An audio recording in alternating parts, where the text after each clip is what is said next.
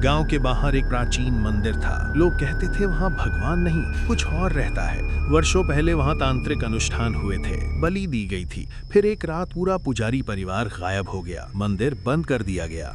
गांव में मीरा की माँ सावित्री अचानक बीमार पड़ गई। साधारण बीमारी नहीं, शरीर पर अजीब काले निशान, रात में अज्ञात भाषा में बड़बड़ाना, धार्मिक मंत्र सुनते ही चीखना।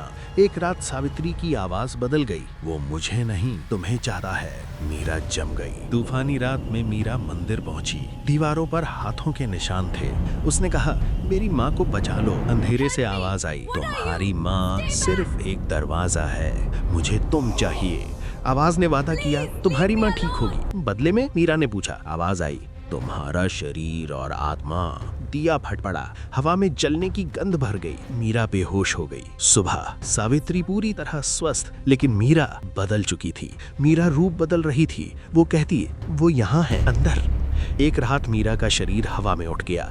दीवारों पर खरोंचे उभरने लगी। खून से लिखा था, वो द्वार है। मीरा की आवाज बदल गई, मैं सदियों से प्रतीक्षा कर रहा था। गांव में दहशत फैल गई। गांव वाले शमशान घाट गए। वहां रहता था महाकाल तांत्रिक, लंबे जटाचोट, शरीर पर भस्म, गले में रुद्राक्ष और हड्डियों की माला। कहा जाता था वो आत्माओं को बांध सकता है। तांत्रिक साथियों के साथ में गांव में आया। तांत्रिक घर में प्रवेश करते ही रुक गया। मीरा छत पर उल्टी लटकी थी। मीरा हंसने लगी। तुम मुझे नहीं रोक सकते, तुमने भी सौदा किया है। तांत्रिक की आंखों में पल के लिए डर चमका। कमरे में पवित्र जल छिड़का गया। तांत्रिक ने मंत्र पढ़ना शुरू किया। मीरा की त्वचा जलने लगी, जैसे अंदर से कोई धक्का दे रहा हो। वो दीवार से चिपक गई। उसकी गर्दन अस्वाभाविक रूप से मुड़ गई। ये शरीर मेरा है, आवाज गूंजी। तांत्रिक ने कहा, इसे मंदिर ले जाना होगा। मंदिर के अंदर उसने चिता की राख से एक यंत्र बनाया। वो मंत्र पढ़ने लगा। आवाज भारी, गूंजती हुई, हवा कांपने लगी। मीरा की आंखें पूरी काली, उसकी पीठ पर त्वचा फटने लगी। अंदर से काले धुएं की नसें दिखाई दी।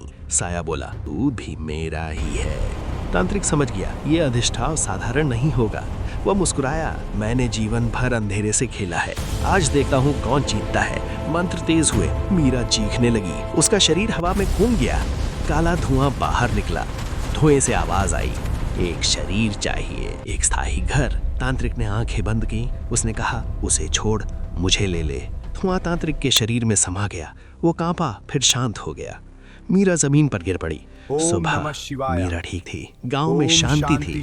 तांत्रिक शमशान में बैठा है, आंखें बंद। अचानक वो मुस्कुराता है। मंदिर अब भी खड़ा है। मीरा ठीक है, पर कभी कभी रात में उसकी माँ की आवाज दीवारों से आती है और हर अमावस्या को मंदिर का घंटा बजता है।